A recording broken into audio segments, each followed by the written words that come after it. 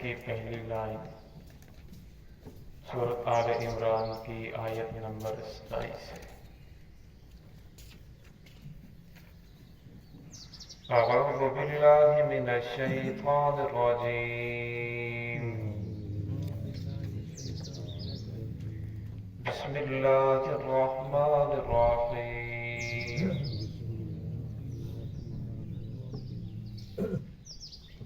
لا يتخذ المؤمنون الكافرين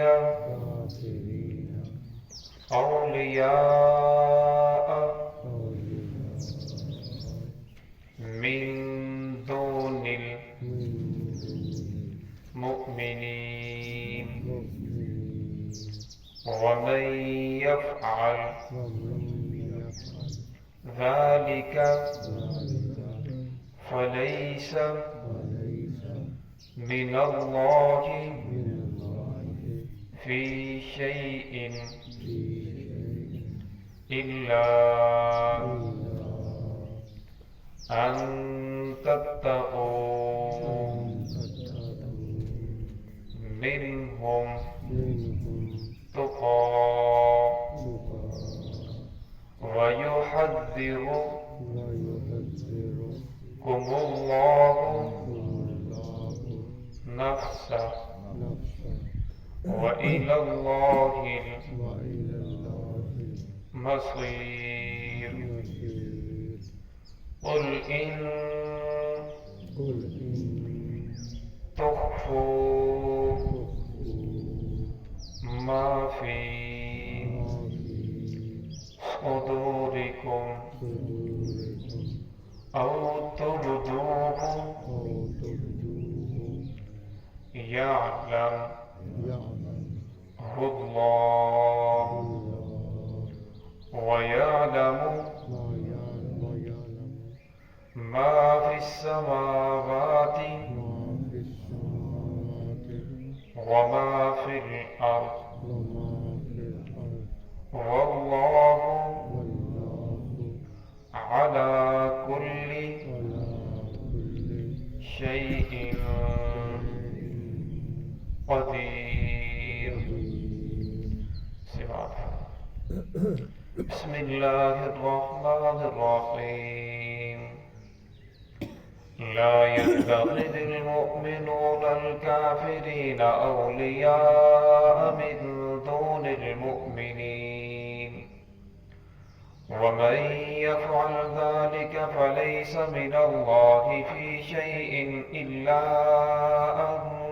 تتقوا منهم تقى ويحذركم الله نفسه وإلى الله المصير۔ قل إن تخفوا ما في صدوركم أو تبدوه يعلمه الله ويعلم ما في السماوات وما في الأرض والله على كل شيء قدير۔ لا يتخذ المؤمنون الكافرين اولیاء، ایمان والو نہ بناؤ کافروں کو دوست، من دون المؤمنین، مومنوں کو چھوڑ کر، مومنوں کے علاوہ، ومن يفعل ذلك، وہ شخص جو ایسے کرے گا، فلیس من اللہ شیء، پس نہیں ہے وہ اللہ تعالیٰ کے بارے میں کسی چیز پر، الا ان تتقوا منہم تقیٰ، مگر یہ کہ تم ڈرو ان سے ڈرنا، وَيُحَذِّرُكُمُ اللَّهُ نَفْسَهُ، اور اللہ رب العزت تمہیں ڈراتے ہیں اپنے آپ سے، وَإِلَى اللَّهِ الْمَصِيرُ، اور اللہ ہی کی طرف تم تمام کے تمام نے لوٹ کر جانا ہے۔ قُلْ إِن تُخْفُوا مَا فِي صُدُورِكُمْ، کہہ دیجیے اگر تم چھپاؤ، مَا فِي صُدُورِكُمْ، جو تمہارے سینوں میں ہے، أَوْ تُبْدُوهُ، یا تم ظاہر کرو، يَعْلَمْهُ اللَّهُ، اللہ رب العزت اس کو جاننے والے ہیں، وَيَعْلَمُ مَا فِي السَّمَاوَاتِ وَمَا فِي الْأَرْضِ، وہ جانتے ہیں وہ جو کچھ آسمانوں میں ہے اور جو کچھ زمینوں میں ہے، وَاللَّهُ عَلَىٰ كُلِّ شَيْءٍ قَدِيرٌ، اللہ رب العزت ہر چیز پر قادر ہے۔ گزشتہ آیات کے اندر ان لوگوں کا تذکرہ تھا جنہوں نے انبیاء کو قتل کیا، وَيَقْتُلُونَ الْأَنْبِيَاءَ بِغَيْرِ حق، بغیر حق کے انبیاء کو قتل کیا، اور ان لوگوں کو بھی قتل کیا جو انہیں انصاف کا حکم دیتے تھے، انبیاء کی حمایت کے اندر کھڑے ہوئے۔ تو اللہ رب العزت نے یہاں ایمان والوں کو جھنجھوڑا ہے، فرمایا کہ جو لوگ تمہیں قتل کرنے کے در پہ ہیں، اور ایمان والوں کو بھی چاہیے کہ ان کے ساتھ دوستی نہ رکھیں، فرمایا ان کے ساتھ ایمان والوں کی دوستی یہ ایمانی ایک غیرت ہے کہ ان کے ساتھ تمہاری قلبی دوستی نہیں ہونی چاہیے۔ تو یہاں علماء نے تین چیزیں بیان کی ہیں، فرمایا ایک ہوتا ہے موالات، جسے قلبی دوستی کہا جاتا ہے، کہ فرمایا کفار کے ساتھ تمہاری قلبی دوستی نہیں ہونی چاہیے، قلبی دوستی اگر کرو گے تو پھر تم گناہگار ہوگے۔ شریعت نے دلی دوستی کرنے سے کفار کے ساتھ منع فرمایا ہے کہ ان کے ساتھ دلی دوستی کرنا جائز نہیں ہے۔ ہاں ایک ہوتی ہے مدارات، مدارات کہتے ہیں کہ انسان ظاہری خوش اخلاقی کے ساتھ پیش آتا ہے، ظاہری خوش اخلاقی کے ساتھ پیش آنا اس کی شریعت نے اجازت دی ہے۔ اور دلی دوستی کے ساتھ فرمایا چھٹے پارے کے اندر اللہ ارشاد فرماتے ہیں، یا ایھا الذین آمنوا لا تتخذوا اليہود والنصارى اولیاء من دون المؤمنین، فرمایا اے ایمان والو تم یہود اور نصارہ کو ان میں سے بعض کو بعض کے ساتھ، فرمایا ان کے ساتھ دوستی نہ کرو کہ بعض کو اپنا بعض کا دوست بنا لو، فرمایا اگر تم ایسا کرو گے تو تم بھی انہی میں کے اندر شامل ہو جاؤ گے، تمہیں بھی انہی کے اندر شمار کیا جائے گا۔ ہاں مدارات، فرمایا ادارات اس وقت تم کر سکتے ہو کہ ظاہری خوش اخلاقی کے ساتھ پیش آنا، جس وقت آپ کو پتہ ہو کہ یہ جو کافر ہے اگر میں اس کے ساتھ خوش اخلاقی کے ساتھ پیش آؤں گا تو یہ کفر چھوڑ کر اسلام کے اندر داخل ہو جائے گا، اس نیت سے آپ اس کے ساتھ اچھے اخلاق سے پیش آ سکتے ہیں، یا اس نیت سے کہ وہ کافر ہے، وہ ظالم ہے، حاکم ہے اور آپ کے اوپر ظلم کرے گا، اگر آپ اس کے ساتھ خوش اخلاقی کے ساتھ پیش نہ آئے، اس کی بات کو نہ مانا، تو پھر شریعت نے اس کی اجازت دی ہے کہ تمہارے دل کے اندر محبت نہ ہو بلکہ ظاہری خوشی کے طور پر تم ان کے ساتھ ایسا کر سکتے ہو کہ اپنی جان کو بچانے کے لیے، حتیٰ کہ اسلام نے یہاں تک فرمایا اگر تمہیں جان کا خطرہ ہو تو تم اپنی زبان سے کلمہ کفر بھی کہہ سکتے ہو، اگر وہ تمہیں کہتے ہیں دین کو چھوڑ دو، طرح طرح کی باتیں کرتا ہے، تو اپنی جان کو بچانے کے لیے دل کے اندر نہ ہو، زبان سے صرف اپنی جان کو بچانے کے لیے تم ایسا کلمہ کہہ سکتے ہو۔ اور تیسرا ہے مواسات، مواسات کہتے ہیں کہ ایک کافر ہے، غریب ہے، تو آپ اس کے اوپر خرچ کر سکتے ہیں یا نہیں۔ تو اللہ رب العزت نے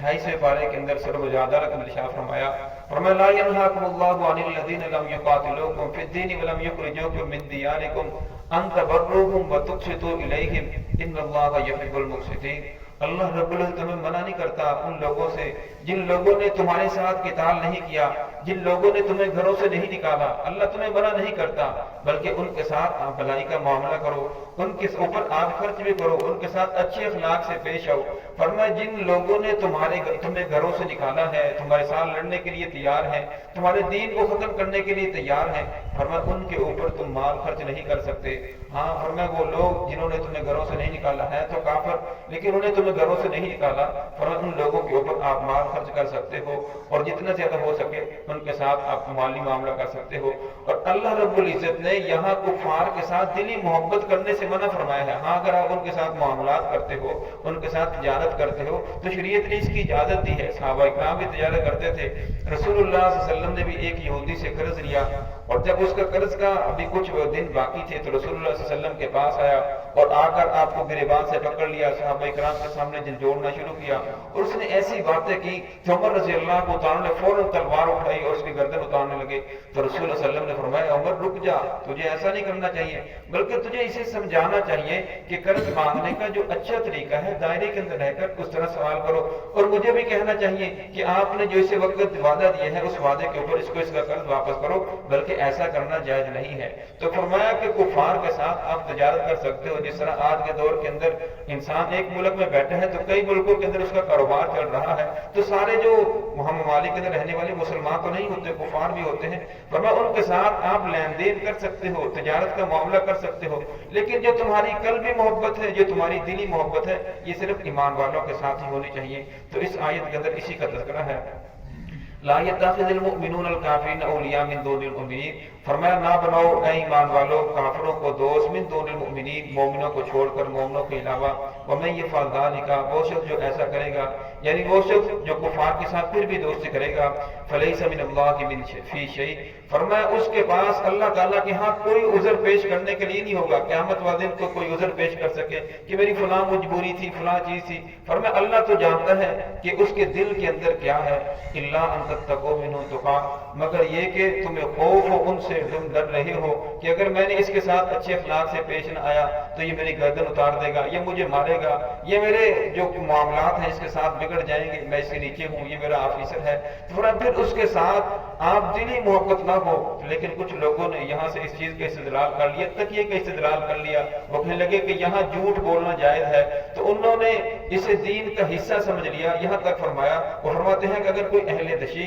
کسی سنی امام کے پیچھے تکیہ کرتے ہوئے، یعنی جھوٹ اب دل کے اندر منافقت رکھتے ہوئے نماز پڑھتا ہے، تو ایسے ہے جیسے اس نے کسی نبی کے پیچھے نماز پڑھی، تو یہ دل کے اندر منافقت، دل، حالانکہ شریعت نے ایسی بات نہیں ہے، قرآن پاک سے یہ بات ثابت نہیں ہو رہی، لیکن ان لوگوں نے اس چیز سے، اس آیت سے تکیے کو ثابت کر لیا اور جھوٹ کو جائز قرار دے دیا اور اسے دین کا بہت بڑا حصہ اور ثواب کی چیز قرار دے دیا،